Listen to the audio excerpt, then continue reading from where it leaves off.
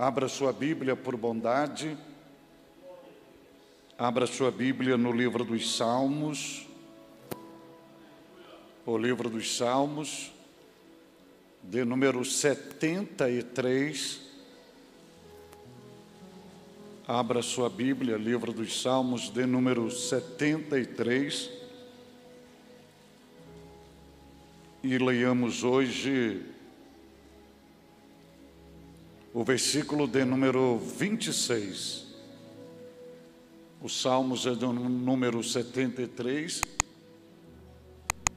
E o versículo é o versículo de número 26. Nós vamos lê-lo e diz a Bíblia, a palavra do Senhor: a minha carne e o meu coração desfalecem, mas Deus é a força do meu coração e a minha porção para sempre. Amém.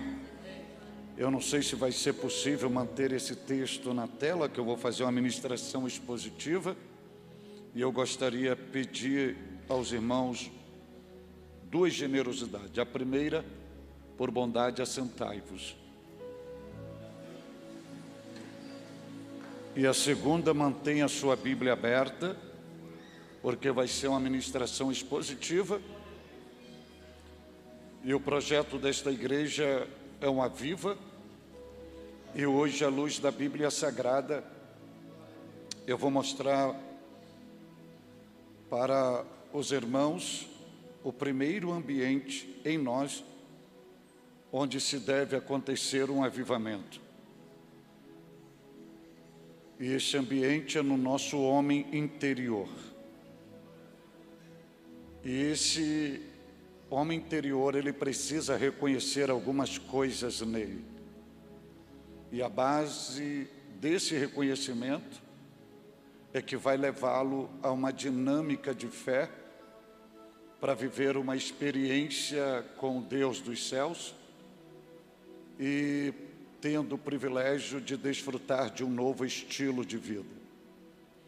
E hoje o salmista Asaf será o nosso protótipo aqui.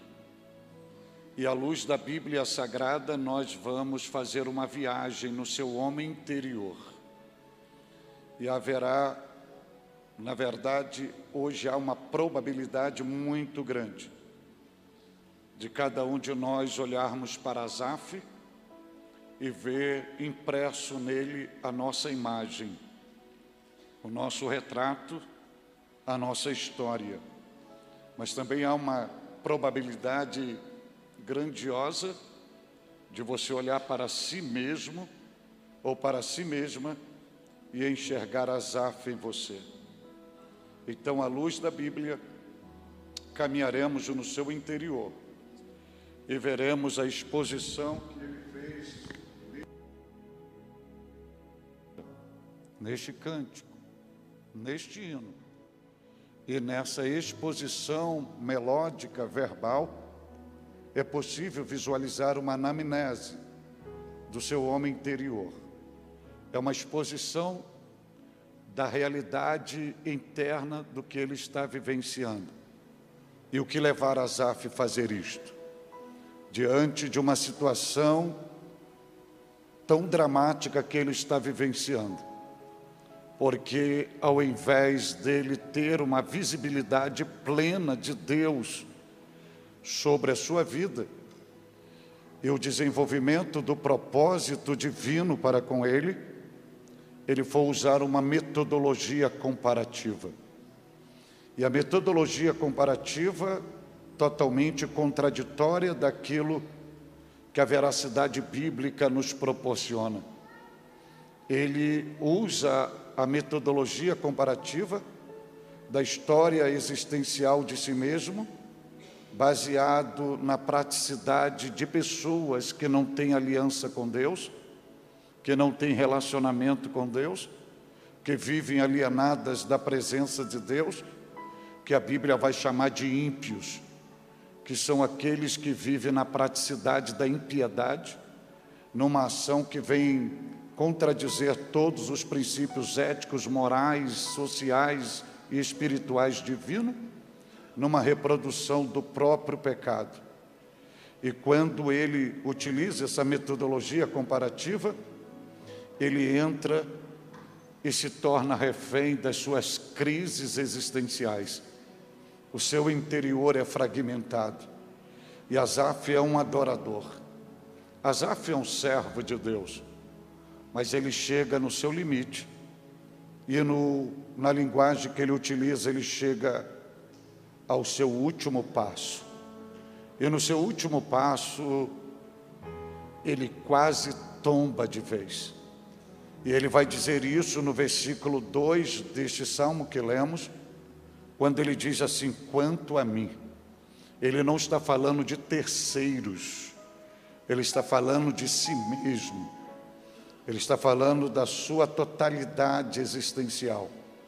Ele está dizendo: quanto a mim, os meus pés quase se desviaram. Quase se desviaram. Ou seja, ele chegou no quase. Ainda bem que Deus, por sua bondade e misericórdia, Ele coloca um quase na nossa vida. Ele disse: quase os meus pés desviaram. Ou seja, ele chegou no limite e ele viu que estava em decadência, a ponto de romper a aliança com Deus e se associar aos ímpios. Mas ele disse: quase os meus pés desviaram. E ele vai dizer um pouco mais no versículo 2: pouco faltou para que escorregasse os meus pés. Ou seja, por uma mínima coisa, eu perderia todo o meu equilíbrio, minha estabilidade espiritual. Eu ia como água de chuva de rio abaixo. Eu ia viver semelhantemente. Onde ele diz: passos escorregadios e os seus pés quase desviando.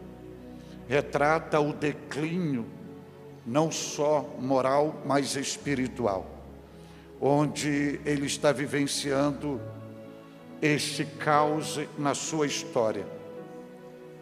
E diante disto, diante de toda essa metodologia comparativa, ele vai fazer uma análise e ele vai chegar a uma conclusão na sua precipitação, que não vale a pena servir a Deus, que não vale a pena ser fiel a Deus, que não vale a pena ter aliança com o Senhor, porque ele está vivendo um deserto existencial, enquanto os ímpios que não têm aliança estão no jardim florido.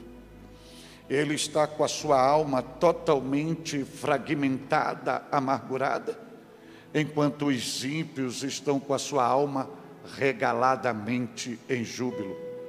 Enquanto ele está bebendo as suas próprias lágrimas, ele olha e enxerga os ímpios fazendo festas, celebrando.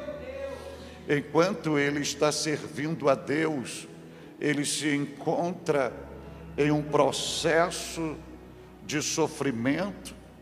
Os ímpios estão vivendo em bonança, em paz. Isso é um paradoxo na mente de Asaf, e quando ele faz esse dualismo baseado nesta metodologia comparativa, ele precipitadamente ele vai dizer: não vale a pena servir a Deus, não vale a pena ser santo, não vale a pena ser fiel, não vale a pena preservar-se na fé. E ele vai dizer isso no versículo 13, quando ele diz: na verdade, que em vão tenho purificado o meu coração. Ele diz: todo o meu zelo de purificação, de limpeza, de santificação do meu homem interior para Deus, tudo isto é em vão. E chega no versículo 13, na parte B do versículo, ele vai dizer: também é em vão o ato de eu lavar as minhas mãos na minha inocência. ele fala de uma limpeza interna, que ele chama de purificação. Ele fala de uma limpeza externa, que ele fala de lavar as mãos. Ou seja, eu procuro ser santo tanto por dentro quanto por fora. Mas tudo isto é em vão. E ele vai dizer o porquê que é em vão na precipitação, no versículo 14. Porque ele diz: pois todo dia tenho sido afligido e castigado a cada manhã.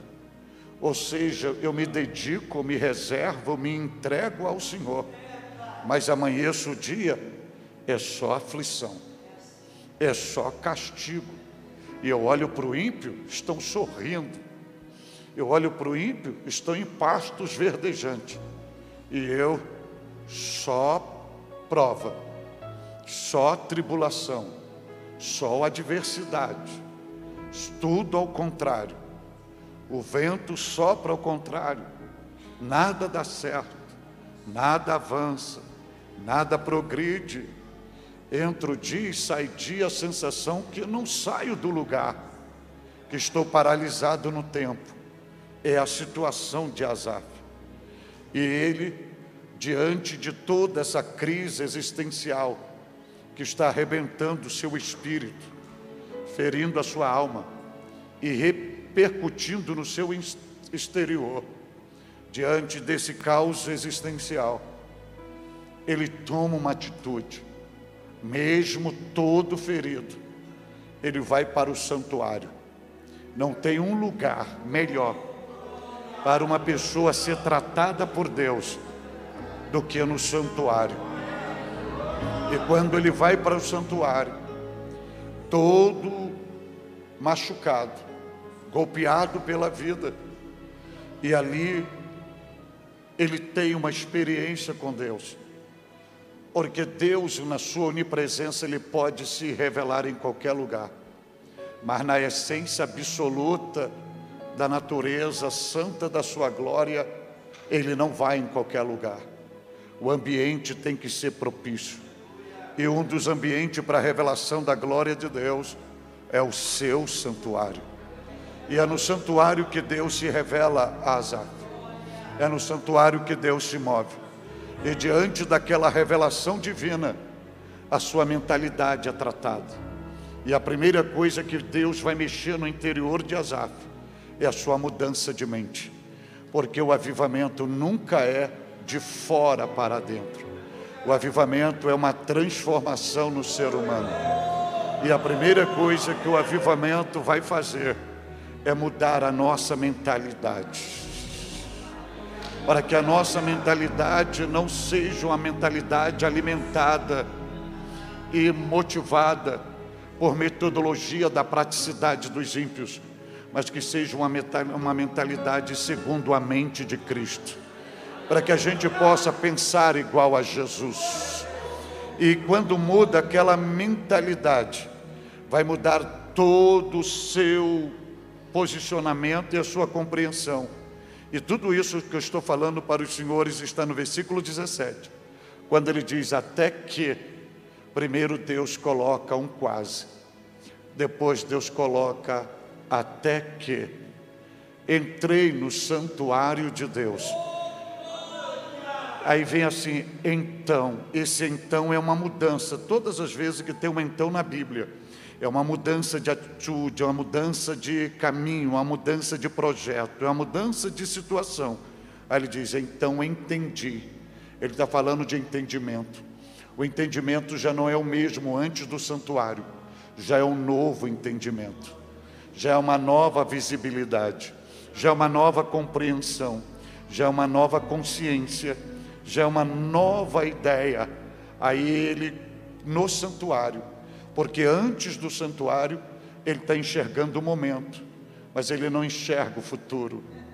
Mas no santuário, ele sai do momento e ele consegue enxergar o futuro.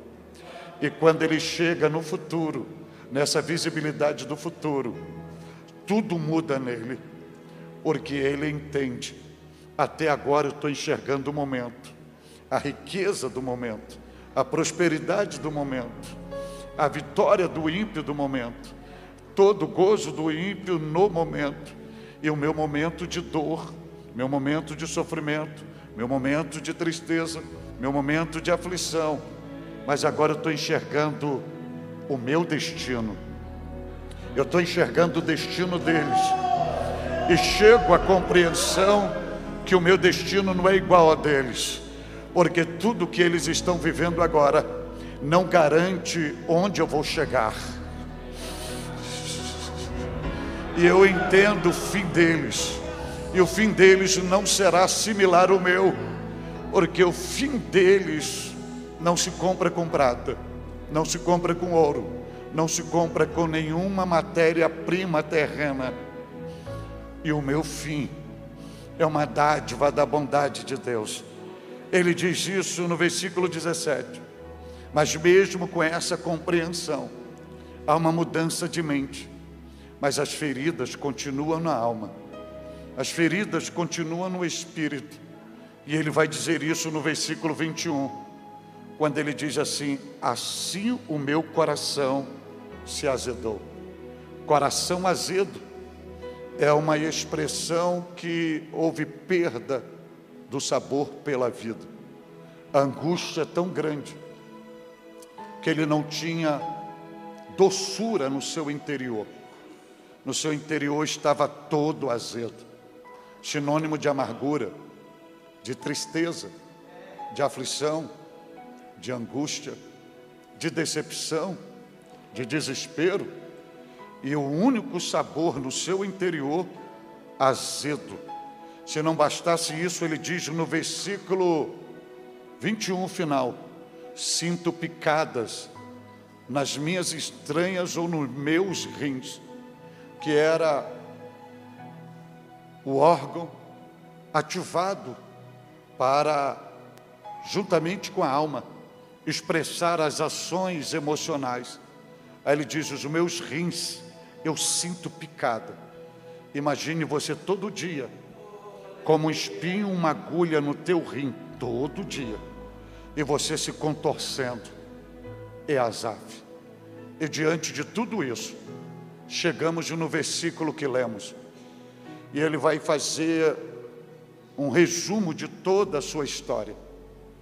E esse resumo está no versículo que lemos, quando ele diz assim: a minha carne e o meu coração desfalecem, mas Deus é a fortaleza do meu coração. Se você olhar para este versículo, você vai encontrar pelo menos 4 pronomes possessivos. 2 deles estão no masculino, 2 estão no gênero feminino. Ele diz meu coração 2 vezes. Ele diz minha carne e minha porção. Então, quando ele usa esse pronome, ele está falando de si mesmo, ele está falando da sua realidade, ele está falando da sua inteireza. Ele não está falando de outra pessoa, ele está falando daquilo que realmente existe nele. E quando ele vai falar da sua totalidade, ele usa 2 linguagens. A primeira linguagem, ele usa carne. E quando ele usa carne, ele não está usando uma parte do seu corpo, ou um membro do seu corpo. Ele está falando de toda a sua estrutura orgânica ou biológica. Biologicamente, o ser humano é dividido em cabeça, tronco e membro. É justamente o que ele está se referindo. Ao invés dele falar cabeça, tronco e membro, ele resume toda a sua estrutura biológica numa palavra: carne. E ele diz que a carne e o coração desfalecem. Então, começando de trás para frente, quando ele diz coração, a gente lê esta Bíblia, a palavra coração vem de forma equivocada na nossa mente, o órgão, o músculo que bombeia o nosso sangue. Mas a maioria das vezes a palavra coração na Bíblia não se refere ao músculo que bombeia o nosso sangue, mas se refere à totalidade do nosso homem interior. E o nosso homem interior, ele é imaterial, ele é incorpóreo, ele é espiritual. Este homem interior, numa linguagem bíblica, é uma essência espiritual, que é apresentado na Bíblia num dualismo espiritual, como alma e espírito, mas também é chamado da imagem e semelhança de Deus, que é aonde está a essência da nossa personalidade, o que nos faz gente, o que nos distingue de toda a criação de Deus, como dos seres angelicais, como dos seres irracionais. É nessa essência incorpórea que a Bíblia chama de alma e espírito que nos faz gente, é que está o poder da decisão, é que está a razão, é que está a consciência, é que está as emoções, é que está a vontade, é que está o livre-arbítrio. E nesta alma, que é a sede das emoções, é ali que é produzida as obras da carne, segundo Paulo, Gálatas capítulo 5, mas tem o Espírito, e o Espírito é onde é produzido o fruto do Espírito, e dentro dessa essência totalitária do homem interior, o toque de Deus no ser humano nunca é na carne, no corpo físico, nunca é na alma o primeiro toque de Deus, é no Espírito, porque o Espírito é o palco do contato de Deus com o homem, é aonde Deus manifesta a sua presença, é onde Paulo vai dizer em Romanos 8,16 que o próprio Espírito, se referindo ao Espírito Santo, testifica com o nosso espírito, se referindo ao espírito humano, que nós somos filhos de Deus. Baseado nisso, o ser humano é a única criatura de Deus que pode estar com os seus olhos vendados, os seus ouvidos tapados, sua boca lacrada, as suas mãos algemadas, seus pés amarrados, e ele pode estar dentro da floresta amazônica, ele pode estar no fundo do mar, ele pode estar dentro de um grande peixe, como estava Jonas, que ele é o único ser criado por Deus, que ele não precisa abrir a boca para falar com Deus, que ele se comunica com seu espírito, e Deus se comunica com ele. E Asaf resume tudo isso chamando de coração, que é a sua essência imaterial, e ele se revela o seu aspecto externo, sua estrutura biológica, dizendo carne. Só que há um dualismo neste versículo, carne e coração, e ele vai conectar o verbo desfalecer na carne e no coração, tanto que o verbo está pluralizado, porque está se referindo a esses dois objetos, a carne e o coração. E ele chega e diz assim, falando para Deus e para si mesmo: a minha carne, o meu coração desfalece. E aqui eu começo a fazer uma aplicabilidade para você. O que Asaf está nos ensinando? Asaf, primeiramente, antes dele olhar para o seu exterior, ele olhou para o seu interior. Ele fez um autoexame de si mesmo. Ele fez um diagnóstico, tanto do seu interior quanto do seu exterior. E ele emite a conclusão do seu diagnóstico: nada está bem dentro de mim. Está tudo se desfalecendo.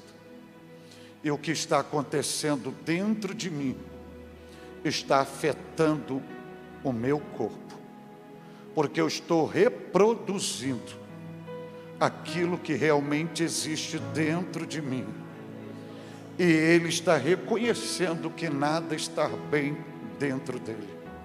E aqui eu te digo, aqui está o primeiro caminho para você viver um avivamento. É quando você para e você faz um autoexame. Nós da família pentecostal nós equivocadamente só usamos um versículo no dia da ceia, quando Paulo vai dizer aos coríntios: examina-se, pois, o homem a si mesmo. E nós associamos a um pecado. Mas, na verdade, Paulo está nos ensinando que o exame não é só momento de ceia, é diariamente. É a gente parar e olhar primeiramente para dentro de nós, uma viagem interiorana, para fazer uma sondagem, para fazer um autoexame, porque nós somos do lado de fora aquilo que somos do lado de dentro. Nós falamos segundo Jesus porque o coração está cheio. Tudo aquilo que falamos é a realidade do interior do nosso coração. Então, ele faz uma análise e ele tem um reconhecimento que nada está bem dentro dele, que ele está tendo problemas espirituais, emocionais e físicos. E aqui, como vos disse, o primeiro caminho de um grande avivamento é quando paramos e fazemos o exame e reconhecemos que nada está bem, que precisamos de uma melhora, que precisamos de um tratamento, que precisamos de uma ação terapêutica, que precisamos de uma cura, que tem algo dentro de nós que está fora do lugar. Deixa eu lhe dizer algo para você hoje aqui. Há uma probabilidade muito grande de você ter chegado neste santuário tentando maquiar, iludir, ocultar, mas na verdade existe um barril de pólvoras prestes a explodir aí dentro de você. Só que você não assume, você não reconhece, você tenta iludir a si mesmo, mentindo para si mesmo, vivendo de faz de conta, dizendo que está tudo bem, quando você chora sozinho, quando você já não tem mais sabor pela vida, quando tudo está azedo dentro de você, quando seus rins sentem picadas todos os dias, e você já não aguenta mais, e você reconhecer que nada está bem, não é sinônimo de fracasso. Porque os verdadeiros fracos são aqueles que não assumem que estão doentes, que não assumem que precisa de tratamento. Somente os fortes, mesmo ferido, mesmo arrebentado, mesmo sangrando, tem a habilidade e a ousadia de dizer: preciso de ajuda, preciso de socorro, preciso de tratamento, preciso de auxílio, porque eu não sou o que era, eu não faço o que fazia, eu não estou reproduzindo o que eu reproduzia, eu não frutifico como eu frutificava, eu estou morrendo em si mesmo. Então deixa eu dizer algo aqui, você crente que me ouve aqui, e usando uma linguagem da família pentecostal, não pense que você vai amanhecer os 365 dias no ano, e como o caso deste ano, 366 dias, falando língua estranha, dando glória a Deus, e dizendo: se o diabo aparecer, eu vou passar por cima dele como rolo compressor. Que não vai amanhecer dia com vontade de sumir, com vontade de desaparecer, com vontade de largar tudo. Não é porque você está em pecado, não é porque você está desviado, não é porque Deus se afastou da tua presença, é simplesmente Deus sinalizando que você não é de ferro, que você não é de concreto, que você não é de aço, que você tem uma alma, que você tem um corpo, que você é gente, que você é ser humano.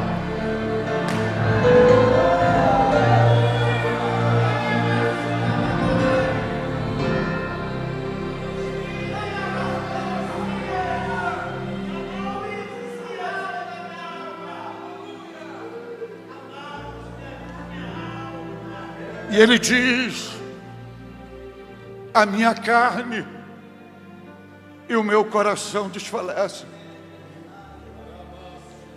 Então deixa eu dizer algo aqui. Dentro de uma cronologia da originalidade dos Salmos, em média 1000 anos antes de Cristo, foi entoado isto. Se ele não colocasse isso para fora,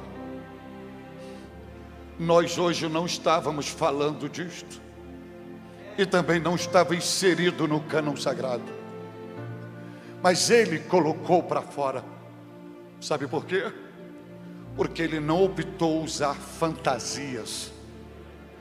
Ele não optou se maquiar. Ele não optou viver na ilusão consigo mesmo. Ele rasgou a máscara. Ele se despiu da fantasia. Ele expôs a face. Ele expôs o seu interior. Ele não se preocupou com o seu status. Ele não se preocupou com a sua imagem. Ele se preocupou em ser saudável, em ficar bem consigo mesmo. Então deixa eu lhe dizer algo aqui aos senhores e senhoras que me ouvem com muito respeito. Não tente maquiar a sua dor. Não use fantasia religiosa. Seja autêntico. Se você está triste, não pegue esse microfone para dizer que está alegre, porque você estará mentindo. Seja verdadeiro, diga: estou triste,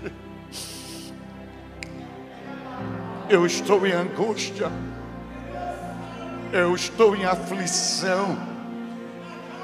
E deixa eu lhe dizer isso aqui, porque isso aqui eu vou fundamentar em 3 modelos bíblicos para você entender. 3 homens que tinham tudo para viver maquiado, mas não optaram pela maquiagem. Davi tinha tudo para ser maquiado, mas quando você lê Salmos 6:2, Davi abre a boca e diz assim: Senhor, tenha misericórdia de mim, porque eu sou fraco. Dominado por um complexo de desvalorização pessoal, ele abre a boca e diz: Senhor, eu sou como um pardal no telhado. Dominado por um complexo de inferioridade, ele diz: eu sou como um pelicano no deserto. Dominado por uma depressão profunda, ele diz no Salmo 31, versículo 12: sou como um vaso quebrado. Quantas vezes ele cantou dizendo: o único líquido que eu bebo à noite são as minhas próprias lágrimas. E você vai maquiar por quê? Por fim, para a gente ser bem, sintetizar bem aqui, aí chega Jesus, passa 3 anos olhando para 12 discípulos e dizendo: eu sou a luz, eu sou o caminho, eu sou a verdade, eu sou a vida, eu sou o pão vivo que desceu do céu, eu sou a porta, eu sou o bom pastor, eu sou a ressurreição e a vida. Aí quando ele chega no Getsemane, ele leva Pedro, Tiago e João e diz: sente aqui, porque eu preciso abrir meu coração para vocês. Ele vai dizer: sabe de uma coisa? A minha alma está profundamente triste. Eu estou com pavor, eu estou com angústia, eu estou em agonia. Não saiam daqui não. Eu não quero nada de vocês, eu só quero vocês. Aí chega Paulo em Filipenses, Paulo vai dizer: eu sei o que é passar necessidade, eu sei o que é estar abatido. Aí ele chega em Coríntios 4:8, na segunda epístola, ele diz assim: abatidos sim, mas não destruídos. O que é isso? Não usar marca. Então não viva de fantasia religiosa. se você não tem um ombro amigo para chorar, se você não tem ninguém confiável, se o seu cônjuge você quer preservar para não viver a mesma dor, vai para a beira de um rio, vai para uma chácara, vai para debaixo de uma árvore, vai para uma região oceânica e grite, põe tudo para fora e diga: Deus, eu não aguento mais, tenha misericórdia de mim, socorre-me, ajuda-me, estenda a sua mão.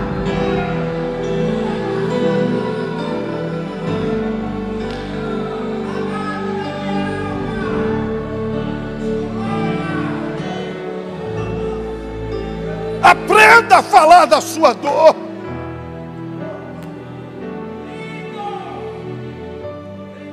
Ponha para fora. Ponha para fora.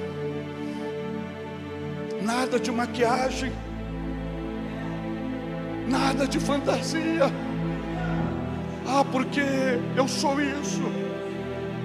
Ah, eu represento isto. O meu status é este. E você está morrendo por dentro. Seu status vai ficar. Sua posição vai ficar. Seja ousado consigo mesmo. E ponha tudo para fora.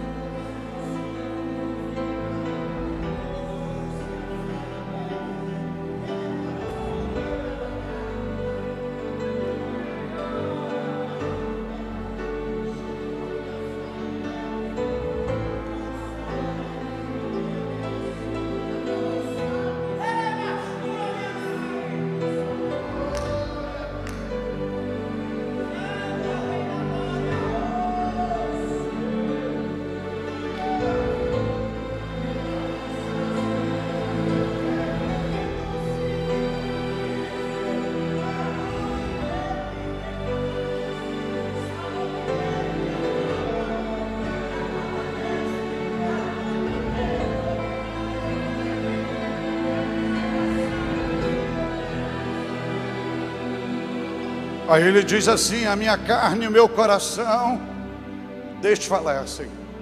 Deixa eu parar um pouco nesse verbo desfalecer, para fazer uma aplicabilidade para a sua vida.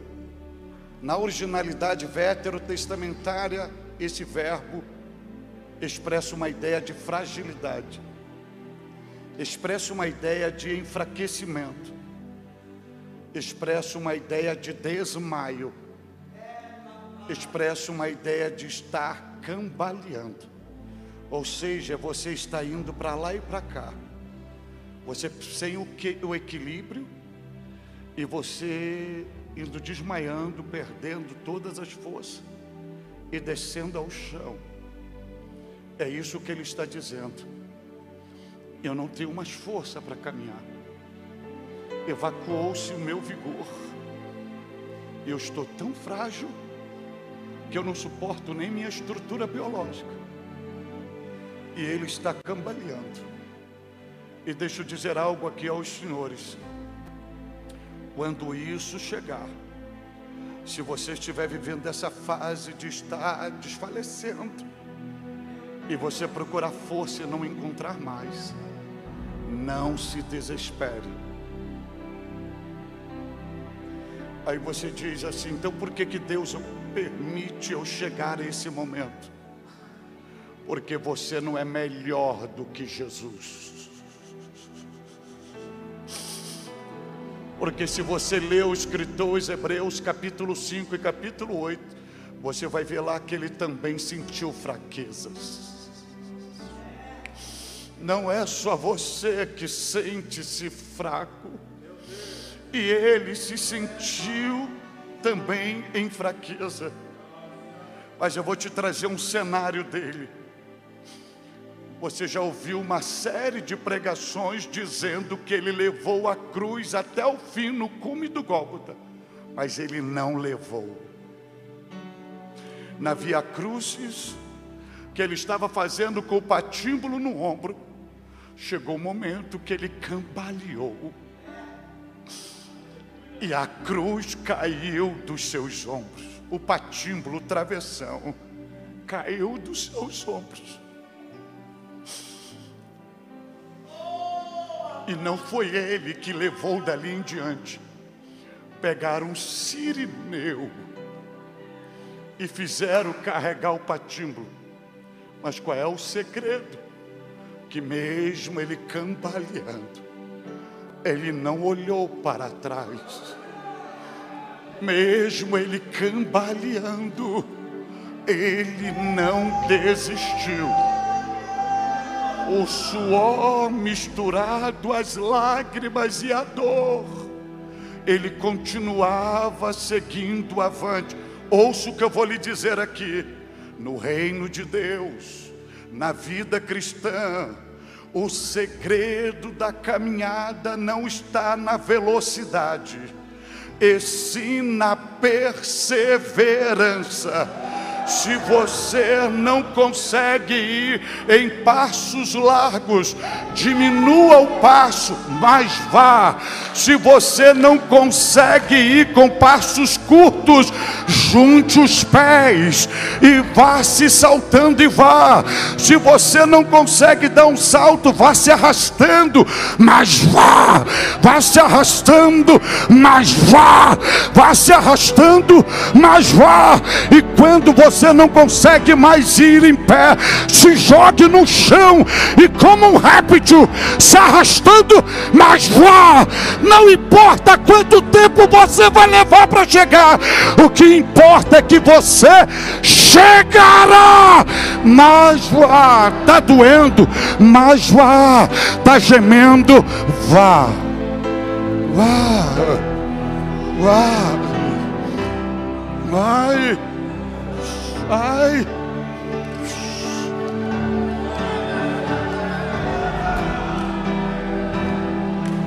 E outra coisa, sabe por que Jesus chegou lá? E ele cumpriu o plano salvífico, e a cruz estava plena, completa, porque o sirineu ajudou a levar o patímbulo. Receba esta palavra aqui. Independente da dor que você está vivendo, não haverá desistência. Não haverá desistência. Não haverá desistência. E eu vou usar uma linguagem bem contemporânea. As portas não serão fechadas. Você não viverá se alimentando das suas desgraças. E você não é cão para viver o resto da vida lambendo as suas próprias feridas. Não haverá desistência. Sabe por quê? Porque o Senhor que tu serve, o Deus que te ama, já proveu um sirineu divino para lhe ajudar a carregar o peso da cruz, da dor. E esse sirineu é o bendito Espírito Santo. Ele está ao seu lado, ele sabe a sua estrutura, e ele está dizendo: filho, vem comigo. E você está dizendo: eu não tenho mais força. Ele diz: eu sei, eu te fortaleço, eu sou a tua própria força. Eu estou ferido, eu sou o teu bálsamo. Eu não aguento mais, eu te tomo pela sua mão e seguro na minha mão e te digo: não temas, não temas, não temas.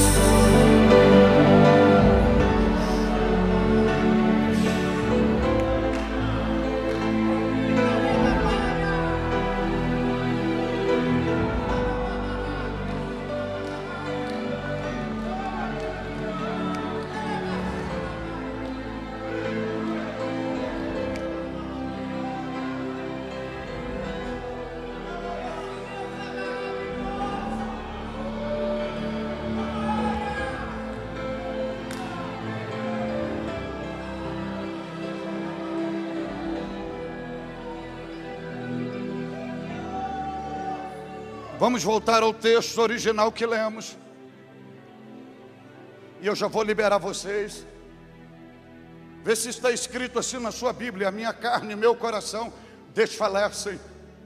Está escrito isto? Então olhe para a sua Bíblia depois do verbo desfalecer. Vê se tem um ponto final, ou vê se tem um ponto e vírgula. Gramaticalmente, dentro da gramática da língua portuguesa, se ali tem um ponto final, você e eu não sentiríamos falta da segunda parte do versículo.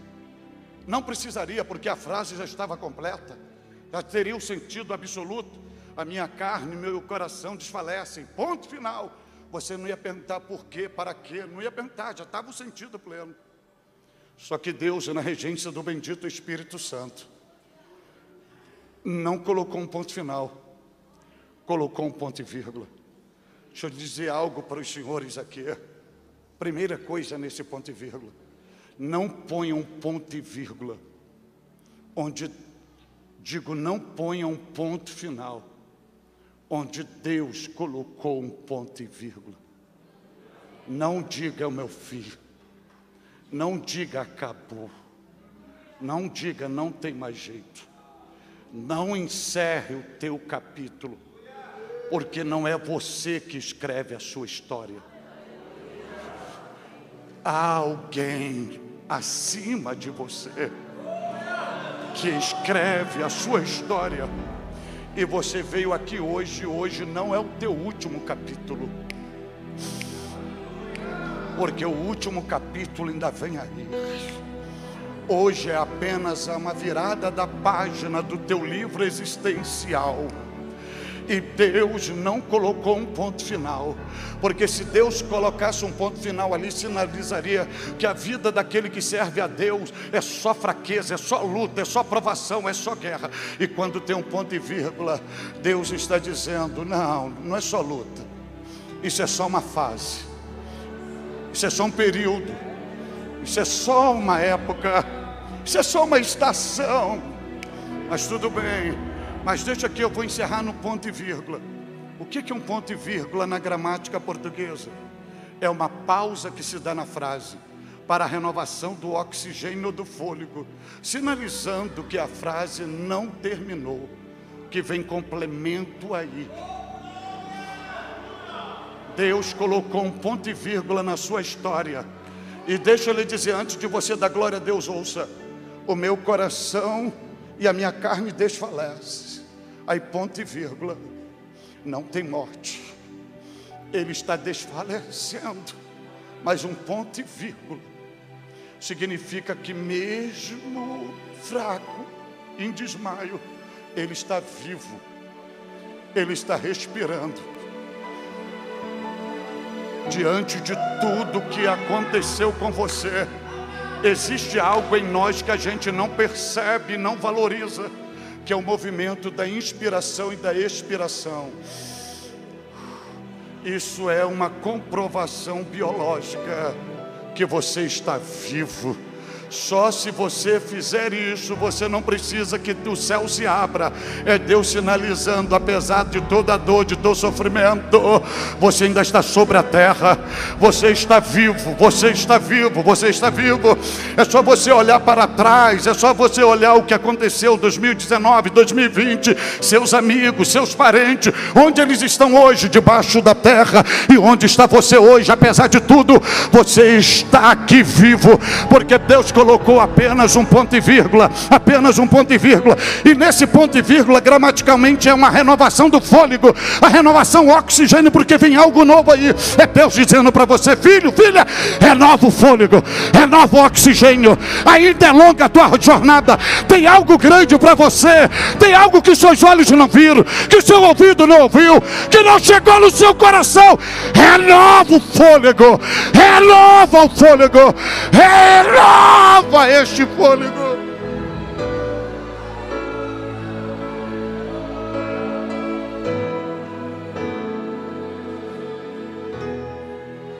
Por uma questão ética e respeitando o seu dia de trabalho, eu vou parar por aqui.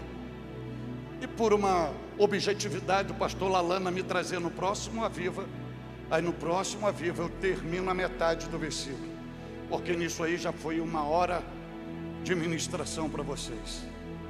Então, nesta vírgula, guarde 3 coisas. Não põe um ponto final onde Deus só colocou um ponto e vírgula. 2, você pode estar ferido, mas você está respirando. 3, renova o oxigênio. Tem algo novo aí. Sua jornada não finda aqui. Agora olhe para mim aqui. Eu estou exatamente ministrando a palavra de Deus para vocês, sem mandar vocês dar glória a Deus, sem mandar vocês dar aleluia, sem mandar vocês levantarem a mão, só liberando a palavra. Então olhe para mim. Se Deus é vivo, se Deus habita nesta casa, se Deus está usando meus lábios e a palavra dele na minha boca é a verdade, em alguns segundos ele dará um sinal da sua gloriosa presença neste lugar.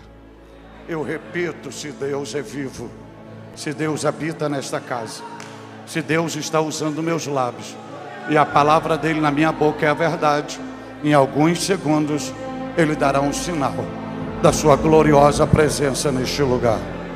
Aguardem, aguardem, só não reprima a presença de Deus.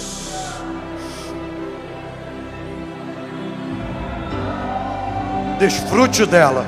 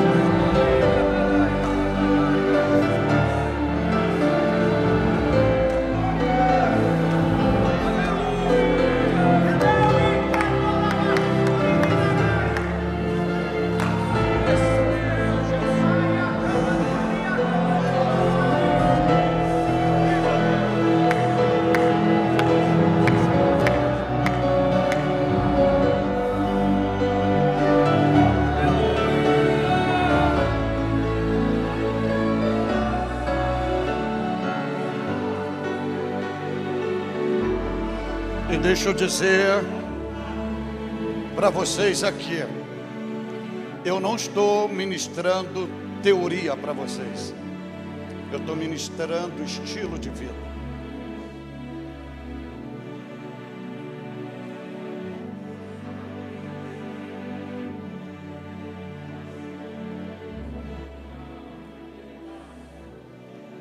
Qual dia do mês hoje? Hoje 5/21. São exatamente 5 meses, 21 dias que Deus me pediu o meu Isaac, o meu filho. 30 anos, 15 de agosto. Quem me acompanha nas redes sociais, viram. Você sabe o que é ver o teu filho nascer, e o teu filho dar o último suspiro debaixo das suas mãos, e você levantar a mão para o céu e dizer: obrigado por acreditar em mim, obrigado pelo investimento, eu te amo. Eu não estou dando teoria, porque eu sei um pouco do que é carne e coração desfalecendo. E se eu estou aqui hoje, é porque eu estou na vírgula, renovando o fôlego. Porque era para estar numa masmorra, num cativeiro.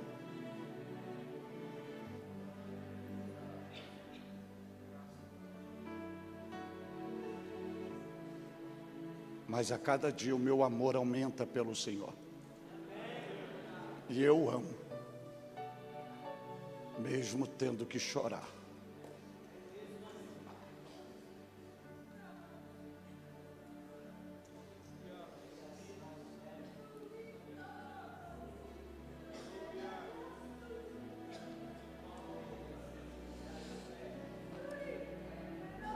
E isso tudo aqui é para você saber que nós não somos super-heróis. O que nos move é a fé, é a graça. E é justamente isso que eu quero proporcionar e propor para você. Sabe por que que você é refém? Você é escravo? Porque você ainda não possibilitou a si mesmo o cultivo da fé, uma experiência plena com Jesus, ser abastecido pela graça, para que quando o dia mau chegar, você não venha cometer loucuras e ter combustível para, em meio à dor, mesmo cambaleando, seguir a vida. E só tem uma pessoa que nos possibilita isto: Jesus. Deixa eu lhe dizer, só Jesus. Religião não possibilita isso. Religião aliena. A instituição religiosa não proporciona isso. E nenhum líder religioso vai lhe proporcionar isto. Só Jesus. E Jesus é o único caminho. Jesus é a única verdade. Jesus é a única vida. E ninguém pode ir ao Pai a não ser por Jesus. Jesus é o único mediador entre Deus e os homens. Jesus é o único nome a qual devamos ser salvos. Hoje, apesar de eu ter que oferecer meu próprio filho, bebendo minhas próprias lágrimas, e eu adorando com a minha família, porque eu amo, porque Ele nunca foi infiel para comigo. E é esse Jesus que você precisa. Você não precisa de religião. Você precisa de Jesus.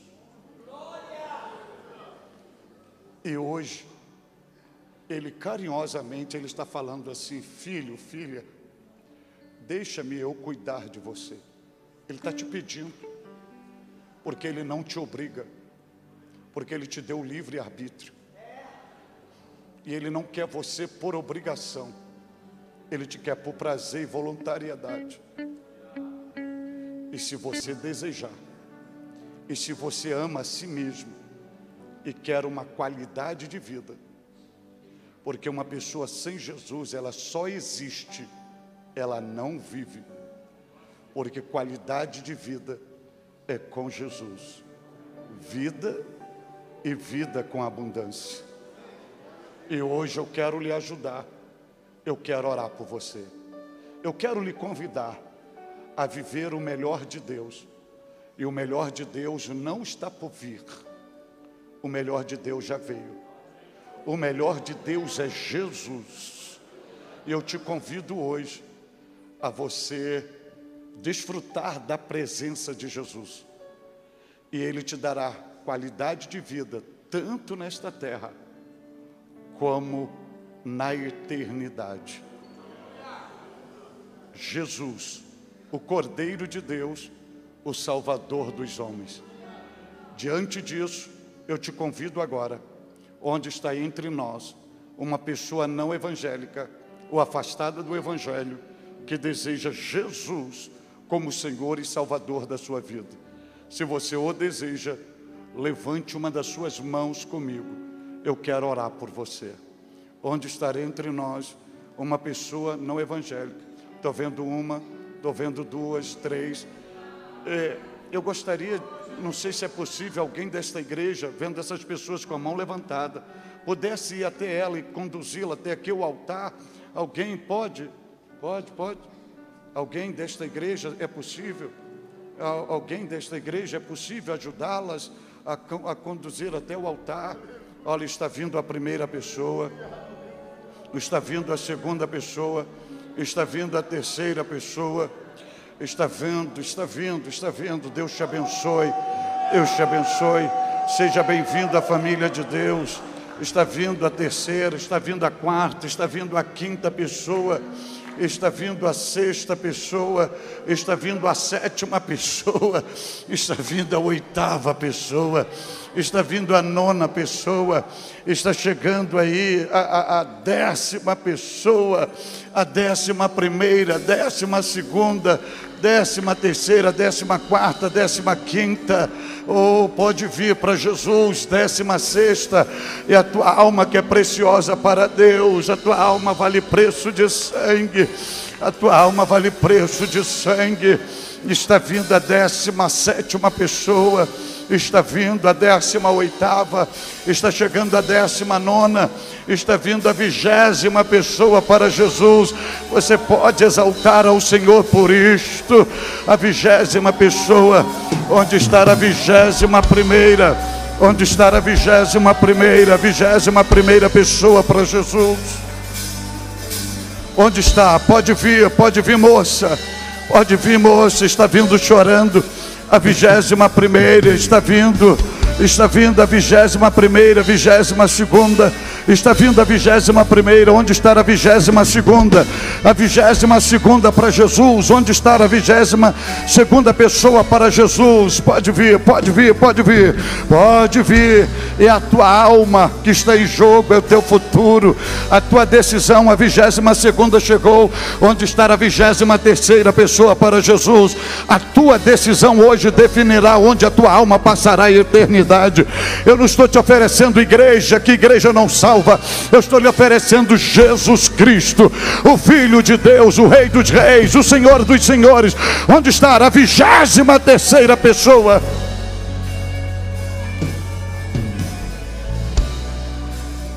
Olha só, eu tenho 2 minutinhos aqui para encerrar. Faça silêncio, por favor. Silêncio total. Nós temos 22 pessoas, ok?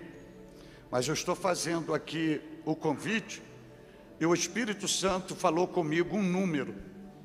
E quando eu comecei a fazer o convite, ele disse: hoje será 24 pessoas que eu mesmo vou trazer para o manancial da salvação.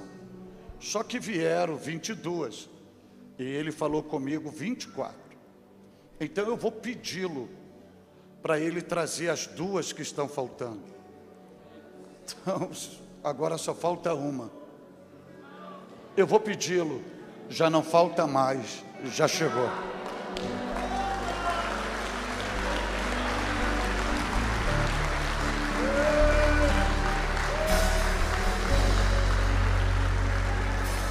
E o que está acontecendo aqui não é porque eu vim pregar e o Tony Tito veio cantar com Wagner e Roberto.